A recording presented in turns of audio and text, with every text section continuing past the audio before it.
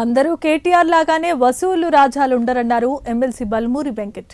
వారి వసూళ్లు ఏంటో వారి పార్టీ అకౌంట్ చూస్తేనే తెలిసిపోతోందన్నారు. ఒక ఉప ఎన్నికకు 500 కోట్లు ఖర్చు పెట్టిన చరిత్ర మీది అంటూ కామెంట్ చేశారు.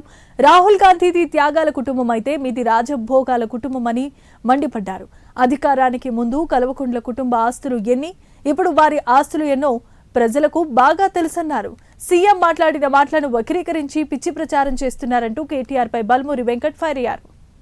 కేటీఆర్ 10 ఏళ్లు మీరు అధికారంలో ఉన్నప్పుడు అడ్డగోలుగా రాబందుల లెక్క రాక్షసుల లెక్క తెలంగాణ రాష్ట్రాన్ని దోచుకున్నది మీరు, మీ కుటుంబం అందరూ కూడా మీ లెక్కనే అదే రకంగా తెలంగాణ రాష్ట్రాన్ని దోచుకుంటారు, అదే రకంగా పరిపాలిస్తారని భావిస్తున్నావు.